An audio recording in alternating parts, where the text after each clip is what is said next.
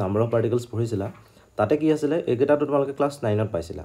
number of মোলছ equal to আছিলে ধৰি লোৱা গিভেন মাছ বাই মোলাৰ মাছ এটা পাইছিলা বা এইটো w বাই m ও লিখে স্মল w বাই কেপিটেল m মানে হৈছে মোলাৰ মাছ w মানে হৈছে গিভেন মাছ তাৰ পাছতে আহিলে নাম্বাৰ অফ পাৰ্টিকলছৰ কথা নাম্বাৰ অফ মোলছ ইকুৱেল টু উলিয়াইছিলা তোমালোকে ওপৰত আছিলে গিভেন নাম্বাৰ অফ পাৰ্টিকলছ আৰু তলত আছিলে এভোগাড্ৰছ নাম্বাৰ এই দুটা ফৰ্মুলা তোমালোকে পালা ফাৰ্ষ্টটো হৈছে মাছৰ লগত ৰিলেটেড আৰু সেকেন্ডটো হৈছে কিহৰ লগত ৰিলেটেড নাম্বাৰ অফ পাৰ্টিকলছৰ লগত ৰিলেটেড এতিয়া নেক্সট যেটো টপিক সেই টপিকটো হৈছে মোল concept in terms of volume তো ভলিউমৰ ক্ষেত্ৰত আমি কেনেকৈ মোল কনসেপ্টটো ডিফাইন কৰিব পাৰো বা হেতু আমি বুজিব পাৰো এতিয়া আমি তাৰ কাৰণে ভলিউমৰ কনসেপ্টটো জানিব লাগিব এতিয়া সেই ফৰ্মুলাটো যেটো ফৰ্মুলা ইউজ কৰি নাম্বাৰ অফ মোলছ উলিয়াব পাৰো ইন টাৰ্মছ অফ ভলিউম সেই ফৰ্মুলাটো হৈছে আমাৰ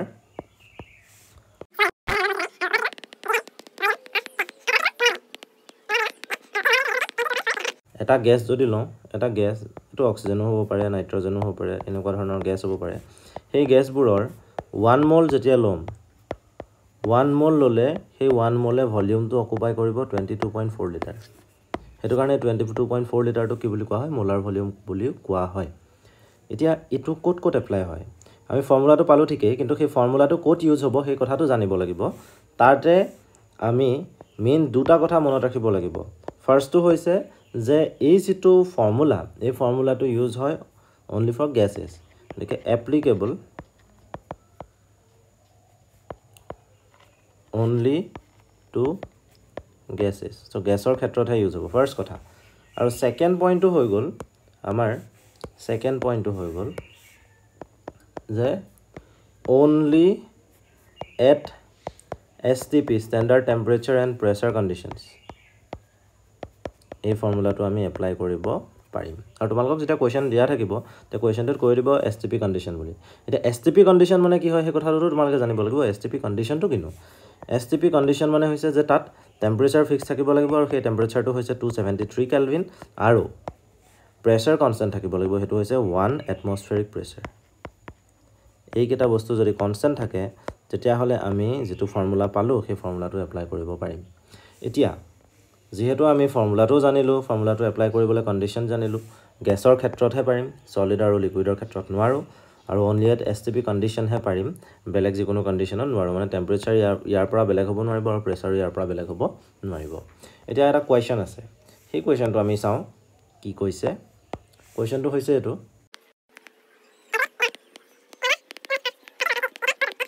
STP কন্ডিশনত কৈ দিছে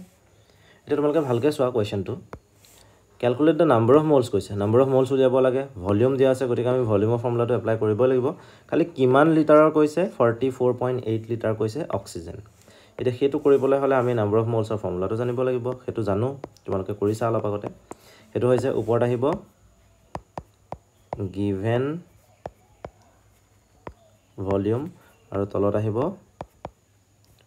molar volume The given volume to তোমালোকে পাইছা হেতু কিমান 44.8 লিটাৰ আৰু মোলাৰ ভলিউম তো কিমান মোলাৰ ভলিউম তো হৈছে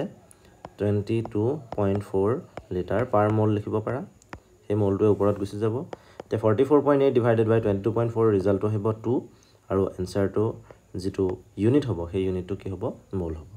গতিকে নাম্বাৰ অফ মোলছ পালো নাম্বাৰ অফ মোলছ আমাৰ কিমান ওলালে 2 মোল ওলালে এটো কোৱেশ্চন ইয়াতে সমাপ্ত বিকজ আমাক কি হদিছিলে আমাক নাম্বাৰ অফ মোলছ হদিছিলে আৰু আমি নাম্বাৰ অফ মোলছ তো উলিয়াব পাৰিলো আৰু হেতু হৈছে 2 মোল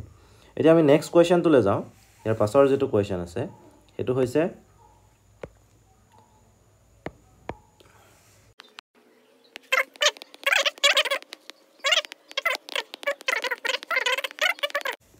হল এই কোৱেশ্চনটো কৰিব লাগে এতিয়া সহজ কোৱেশ্চন ইমান টান নহয় খালি ইয়াতে দুটা তিনটা বস্তু উলিয়াব লাগিব পাৰিবা তোমালোকে কোৱেশ্চনটো যদি সলভ কৰিবলৈ যাও আমাক কি দিয়া আছে আমি সেই কথাটো চাব লাগিব সলিউশনটো লিখো এতিয়া তাত আমি কি দিয়া আছে হেতু বুজিবলৈ ট্ৰাই কৰো calculate da mass of CO2 মানে কাৰ্বন ডাই অক্সাইডৰ মাস হদিছে তো ফাৰ্স্ট কথা আমাক কি হদিছে আমি বেলেগকে লিখিলো আমাক হদিছে মাস তাৰপিছত কি হদিছে and number of oxygen atoms হদিছে তো number of O এটম খালি দেই অক্সিজেন এটম সুধিছে এই দুটা বস্তুৱে সুধিছে এতিয়া আমাক কোৱেশ্চনটোত কি দিয়া আছে হেতু চাও কি সুধিলে আমি হেতু গম পালো কি দিয়া আছে আমাক we are given 44.8 liter of carbon dioxide গতিকে given volume of CO2 লিখিব পাৰো given volume of CO2 equal to কি আহিব 44.8 liter আৰু molar volume of any gas at STP হেতু জানাই molar volume of CO2 at STP কি হ'ব 22.4 liter তেতিয়া হলে number of moles আমি উলিয়াব পাৰিম number of moles কেনেকৈ ওলাব ওপৰত আহিব given volume তলত আহিব কি molar volume তে given volume কিমান আছে 44.8 আৰু molar volume কিমান আছে 22.4 গতিকে কিমান হ'ব 2 mol খালি 2 mol টু কি হয় 2 mol হৈছে CO2 কাৰ্বন ডাই অক্সাইডৰ 2 mol এতিয়া আমাক 2 mol কাৰ্বন ডাই অক্সাইডৰ মাছ লাগে এই মোলাৰ মাছটো জানিব লাগিব 1 mol কাৰ্বন ডাই অক্সাইডৰ মাছ কিমান 1 mol CO2 ইয়াৰ মাছ হৈছে কাৰ্বনৰ আহে 12 আৰু অক্সিজেন দুটা আছে এটা অক্সিজেনৰ হৈ যায় 16 দুটা অক্সিজেনৰ হৈ যাব 32 এটো গ্ৰাম পাৰ মল লিখিব পাৰা মোলাৰ মাছ নে লিখিলেও চলে 1 mol carbon dioxide is equal to তাৰ মাছ হৈছে 12 plus 32 মানে 44 is equal to 44 gram 1 mol CO2 mass of লিখি ল'ব পাৰা mass of 1 mol CO2 is equal to 44 gram therefore যেহেতু আমাৰ 2 mol ওলালে 2 mol ওলাইছে আমাৰ তে 2 molar mass কিমান হ'ব ডাবল কৰিলে হৈ গ'ল mass of 2 moles of CO2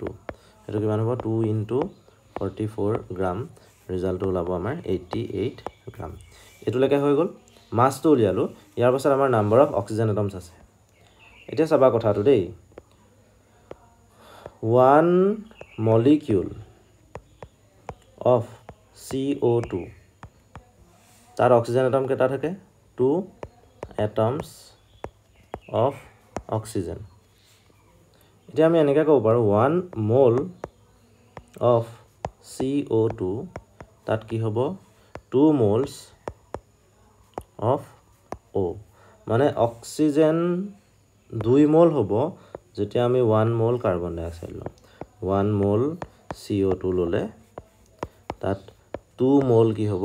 2 mol হ'ব অক্সিজেন এই কথাটো মনত ৰাখি আমি কৰিব লাগিব এটা ইয়াৰ পাছত চাবা কি হয় কথাটো 2 mol মানে কিমান হ'ব 2 into 1 mol আৰু 1 molত কি থাকে এভোগাড্ৰোছ number 6.022 into 10 to the power 23 oxygen atoms এইখিনি লাগাটো তোমালোকৰ পুৰা ক্লিয়াৰ আছে ইয়াৰ পাছৰ কোন চাবা দেই ইয়াৰ পাছৰ কোন 2 moles আমাক দি থোৱা আছে 2 moles of CO2 যদি হয় 1 molত যিমান পাইছিলো 1 molত ইমান পাইছো 2 molত কি হ'ব ইয়াৰো ডাবল হ'ব ন ইনটু 2 কৰিব লাগিব হে ইনটু 2 কৰি দিম তে 2 into 2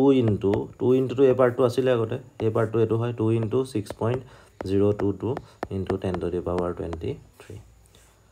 oxygen atoms